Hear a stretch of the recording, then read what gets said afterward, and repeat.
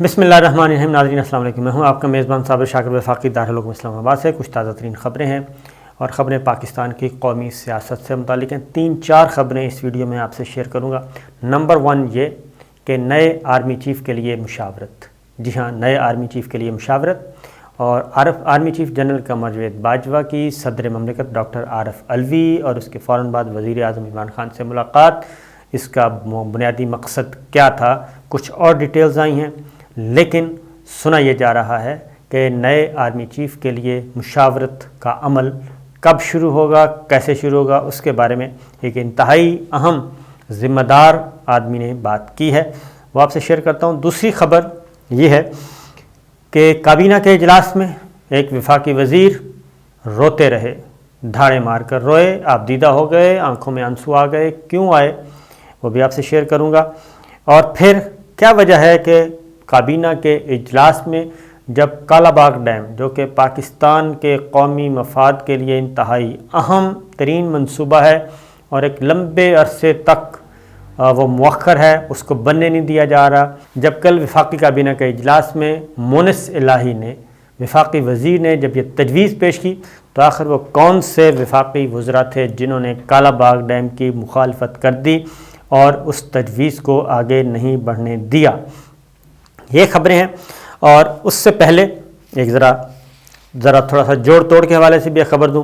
और एक लंदन से भी एक फ़ैसला आया है, आप सुनकर हैरान होंगे कि कैसे, किस तरीके से अपने जो असासा जात हैं, स्ट्रेटेजिक एसेट्स जो हैं, उनको कैसे बचाया जाता है। अल्ताफ़ हुसैन का नाम तो आपने सुना होगा और उनको बाकायदा तौर पे उन्होंने एक तकरीर की, तकरीर पूरी दुनिया ने देखी और उस तकरीर के बाद, इश्तियाल अंगेज़ तकरीर के बाद कराची में जो कुछ हुआ वो भी पूरे टीवी कैमरास, मुल्क भर के टीवी चैनल्स ने उसको रिकॉर्ड किया। ये अगस्त 2016 का वाक़या है। अल्ताफ़ हुसैन तकरीर करते हैं और उसके बाद कराची में आग लगती है, टीवी चैनल्स पे हमले होते हैं, सब कुछ देखा गया, तकरीर रिकॉर्ड की गई, बराह रास्त सुनी गई, सब कुछ देखा जी। लेकिन 2016 और 6 साल के बाद वो मुकदमा चलता है लंदन में और एक बड़ी लंबी चौड़ी अदालत, ज्यूरी, और वो फ़ैसला देती है, अल्ताफ़ हुसैन को बाइज़्ज़त बरी कर देती है। इससे आप अंदाज़ा कर सकते हैं कि क्या हो सकता है इस मुल्क में और इस दुनिया में। यानी हर जगह जो ताकतवर है उसके लिए कानून मुख्तलिफ और जो कमज़ोर है उसके लिए कानून मुख्तलिफ। और ये बहुत पहले से ही आ रहा था। और वहाँ पे तारीफ़ क्या की गई वो ज़रा सुनिए कि फ़र्द जुर्म आयद करते हुए 2 इल्ज़ाम आयद किए गए और दोनों इल्ज़ाम दहशतगर्दी के एक्ट 2006 की दफ़ा 2 के तहत दहशतगर्दी पे उकसाने से मुताल्लिक थे। ज्यूरी के दिए गए अपने हतमी बयान में प्रोसिक्यूशन का कहना था कि लफ्ज़ दहशतगर्दी को अगर आम आदमी की नज़र से देखा जाए तो अखलाकियात की बहस को हवा मिल सकती है, लेकिन इस केस को पार्लियामेंट के मुकर्रर करदा इंग्लिश कवानीन के पैमाने पर देखना चाहिए। और प्रोसिक्यूशन ने यह जोर दिया था कि अल्ताफ़ हुसैन ने हुकूमत पर असरअंदाज होने के लिए अपने कारकुनान को दहशत गर्दाना अमल करने के लिए कहा और कारकुनान ने सियासी वजूहात की बिना पर सब किया। ये केस था प्रोसिक्यूशन का। लेकिन इस केस के जवाब में 1 हफ़्ता तकरीबन हेयरिंग हुई और 1 हफ़्ते की हेयरिंग के बाद, चंद रोज़ की हेयरिंग के बाद बिल आखिर ज्यूरी ने उनको बरी कर दिया। और इससे आप अंदाज़ा कर सकते हैं कि टैक्टिकल जस्टिस जो है वो हर वक्त और हर जगह बड़े लोगों के लिए दस्तयाब है। और ये जहन में रखिए कि कराची कैसा था और अब कैसा है, कंपेयर करने के लिए मुवाज़ना ही कर लें, उससे अंदाज़ा हो जाएगा। और ये जो गैर मुल्की इंटेलिजेंस इदारे होते हैं, ये पाकिस्तान के इदारों के पास पूरे सबूत मौजूद हैं, हर तरह की इंफॉर्मेशन मौजूद हैं, हर तरह की।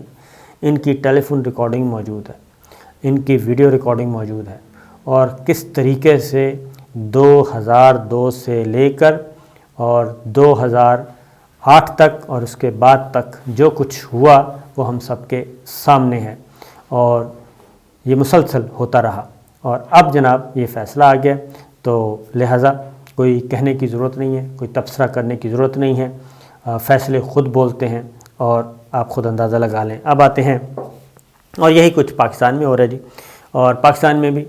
رول آف لا ہم کب سے سن رہے ہیں، لیکن رول آف لا، قانون کی حکمرانی، کمزور کے لیے قانون اور طاقتور کے لیے قانون اور، طاقتور کے لیے ہر جگہ ہی پوری دنیا میں آسانیاں ہی آسانیاں ہیں، سسٹم ان کو سپورٹ کرتا ہے کیونکہ وہ سسٹم کے اعلی کار ہوتے ہیں اور اس سسٹم میں رہ کے اس سسٹم کو فائدہ پہنچا رہے ہوتے ہیں، ان کے مفادات کا تحفظ کر رہے ہوتے ہیں، ان کے مفادات کو سرو کر رہے ہوتے ہیں۔ تو یہ ہے فرق۔ اب آتے ہیں باری باری کچھ خبروں کی طرف۔ پہلا، تحریک عدم اعتماد کا معاملہ، اس کو تو ایک سائڈ پہ رکھتے ہیں۔ ایک ٹرینڈ چلایا گیا بشرا بی بی کے خلاف، وزیر اعظم عمران خان کے خلاف، انتہائی غلیظ، اس میں کوئی شک نہیں کیا جا سکتا، کوئی دو رائے نہیں ہے، بہت چلایا گیا، اور ایک پکڑے بھی گئے ایک دو ٹرینڈ چلانے والے اور ان کی گرفتاری ہوئی۔ تو ان کو بچانے کے لیے جو ان کے حق میں آواز اور ان کی رہائی کا مطالبہ کرنے کے لیے آئے ہیں مریم صفدر صاحبہ، اور انہوں نے باقاعدہ طور پہ ٹویٹ کیا اور ان کو سپورٹ کیا ہے۔ تو یہ ہے بنیادی بات کہ ہم اس حد تک آگے نکل گئے ہیں کہ اب مغلظات بھی ایک ڈیوٹی بن گئی ہے، مغلظات بھی ایک ڈیوٹی ہے۔ تو بہرحال یہ ایک واقعہ ہوا، اور کل وفاقی کابینہ کا اجلاس تھا اور اس میں وفاقی وزیر اعجاز شاہ صاحب بہت روئے، اور ان کے رونے کی وجہ یہ تھی کہ انہوں نے کہا کہ میں آئی بی کا سربراہ بھی رہا ہوں اور اہم عہدوں پہ رہا ہوں، لیکن میں نے پہلے کبھی ایسا نہیں دیکھا کہ کسی وزیر اعظم اور ان کے اہل خانہ کے خلاف اتنی غلیظ مہم چلائی گئی ہو سوشل میڈیا پہ،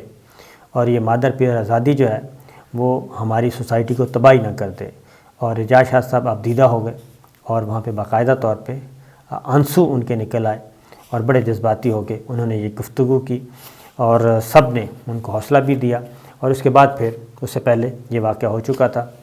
ایک ٹرینڈ چلانے والے کو مبینہ طور پہ گرفتار کر لیا گیا، انویسٹیگیشن ہوگی، اس کے بعد پتہ چلے گا کون ذمہ دار ہے۔ پھر وفاقی کابینہ کے اجلاس میں مونس الہی وفاقی وزیر، انہوں نے آبی وسائل کے وفاقی وزیر ہیں، انہوں نے کالا باغ ڈیم کے بارے میں تجویز دی، اور انہوں نے ایک دن پہلے اعلان کیا تھا اوپن، کھلے عام، کہ وہ کل وفاقی کابینہ کے اجلاس میں کالا باغ ڈیم کی تعمیر سے متعلق اپنی سمری لے کے آئیں گے۔ جب انہوں نے اجلاس میں یہ سمری پیش کی تو توقع یہی تھی کہ ان کو پذیرائی ملے گی، اور چونکہ یہ ایک بہت بڑا پروجیکٹ ہے، پاکستان کے مفاد کا ہے، اس کو مسلسل سیاست کی نظر کیا جاتا رہا، تو وفاقی وزراء نے خلاف توقع، کچھ وفاقی وزراء نے اس کی مخالفت کی، اور مخالفت بھی سیاسی بنیادوں پہ کی۔ انہوں نے کہا جی کہ اس وقت تو یہ مناسب نہیں ہے، اور کالا باغ ڈیم کے معاملے کو نہیں چھیڑنا چاہیے، اور اس کی وجہ ہے کہ بلدیاتی الیکشن ہونے کو ہیں، اور سندھ بھی اس کا مخالف ہے، اور خیبر پختونخوا بھی اس کا مخالف ہے، تو یہ تو دونوں صوبے جو ہیں، دونوں صوبوں میں پاکستان تحریک انصاف کا مزید صفایا ہو جائے گا، اس لیے جی اس پروجیکٹ کو ابھی رہنے دیں، لہٰذا اس منصوبے کو، اس تجویز کو وہیں پہ ہی کل کر دیا گیا۔ تو یہ ایک خطرناک رجحان ہے، ورنہ وزیر اعظم عمران خان صاحب جو ہمیشہ فرنٹ فٹ پہ کھیلتے ہیں، تو ان کو اس معاملے پہ بھی فرنٹ فٹ پہ کھیلنا چاہیے تھا، اور ہمیں توقع ہے کہ وہ اس معاملے کو اس طرح نہیں دبنے دیں گے، بلکہ مونس الہی وفاقی وزیر، ان کی اتحادی جماعت کے، انہوں نے بہت اچھا انیشیٹو لیا، تو اس کو دوبارہ سے ٹیک اپ کریں گے۔ اب آتے ہیں جی ایک اور خبر، اور وہ خبر ہے امپورٹنٹ اس سینس میں کہ آرمی چیف ابھی تک نومبر 2022 تک موجودہ army chief general Qamar Javed Bajwa کا ٹینیور ہے، اور اس میں بھی مزید جو ہے جو امینڈمنٹ ہوئی ہے قانون میں، اس میں مزید وہ 2 سال، یعنی کہ قانون میں کوئی رکاوٹ نہیں ہے کہ وہ 2 سال تک کنٹینیو کر سکتے ہیں، 64 سال کی عمر تک۔ تو لیکن یہ پہلے بھی بحث شروع ہوئی اور ان کی توسیع کی باتیں کی گئیں، ایکسٹینشن کی بات کی گئی، حالانکہ جو قانون کہتا ہے وہ بالکل کلیئر ہے کہ اس میں ان کو کوئی ایکسٹینشن کی ضرورت نہیں ہے، اور 1 مور ٹینور کے لیے وہ 64 سال کی عمر تک کنٹینیو کر سکتے ہیں، یہ تو قانون کہتا ہے۔ لیکن وہ خود کہہ چکے ہیں اس بارے میں، جو ہمارے سورسز ہیں، کہ وہ نومبر کے بعد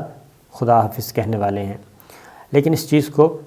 یہ خبر جو ہے وہ بحث کبھی پہلے کیوں، اس کی وجہ یہ تھی کہ جتنی بھی پولیٹیکل ڈیولپمنٹ ہوتی تھی، ایکٹیویٹیز ہوتی تھی، ان کو جوڑ دیا جاتا تھا ایکسٹینشن کے معاملے سے، وہ انہوں نے صفائی پھاڑ دیا۔ اب ملاقات ہوئی وزیر اعظم عمران خان سے اور صدر مملکت سے، army chief general Qamar Javed Bajwa صاحب کی، اور اس میں بہت سارے اہم امور زیر بحث آئے۔ وہ جب سے ملاقات ہوئی ہے یہ بحث چل رہی ہے کہ یہ ہوا کیا ہے آخر، کیونکہ صدر مملکت سے ان کی ملاقات آرمی چیف کی غیر معمولی ملاقات تھی۔ اب ایک اور چیز سامنے آ گئی ہے، اور وہ یہ آ گئی ہے کہ کہیں ایسا تو نہیں ہے کہ نئے آرمی چیف کی تعیناتی کے لیے کوئی مشاورت ہو رہی ہے، اور یہ سلسلہ بھی اسی سلسلے کی کڑی تھی، یہ ملاقاتیں بھی۔ تو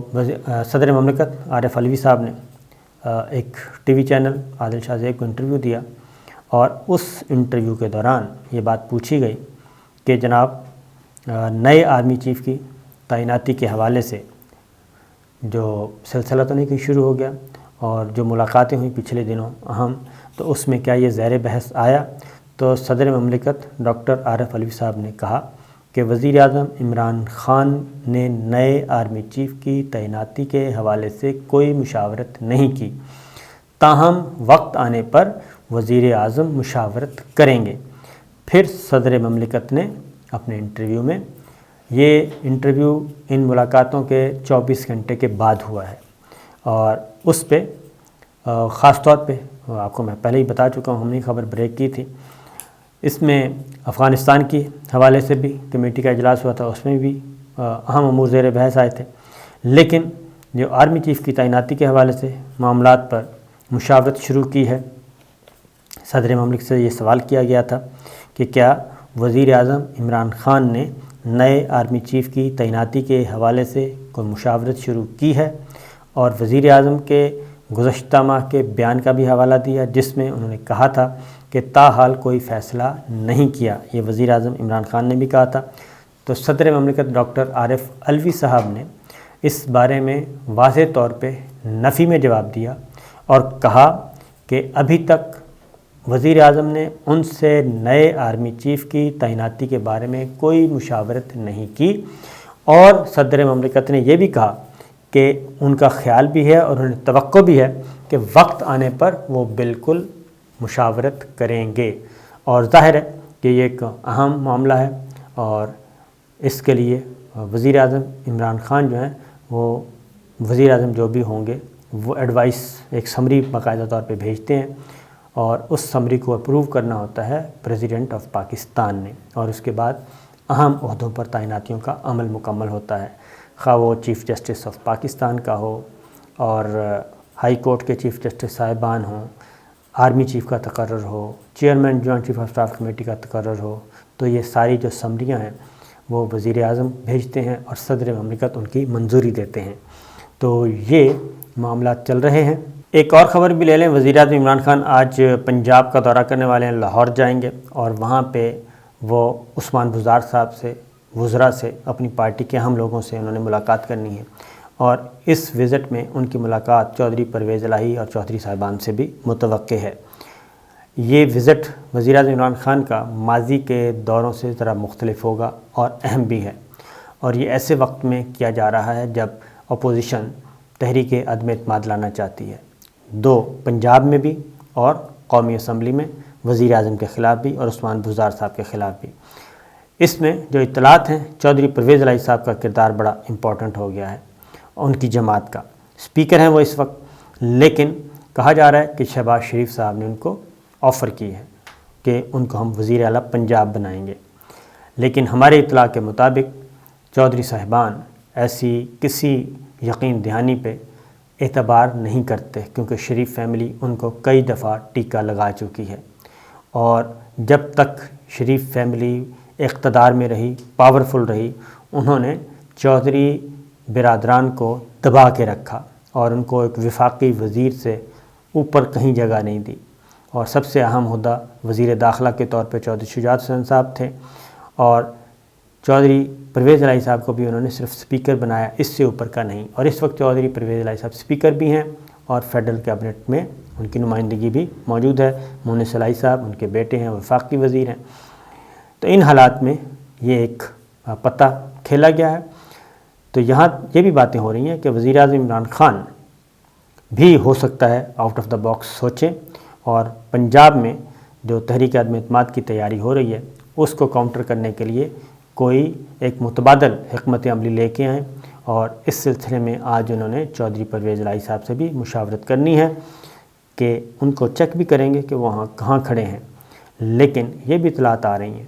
کہ ہو سکتا ہے وزیر اعظم عمران خان صاحب خود ہی کوئی بڑا فیصلہ کر لیں پنجاب کے بارے میں از خود، اور یہ ساری جتنی بھی سچویشن ہو رہی ہے اس کو ڈیفیوز کر دیں۔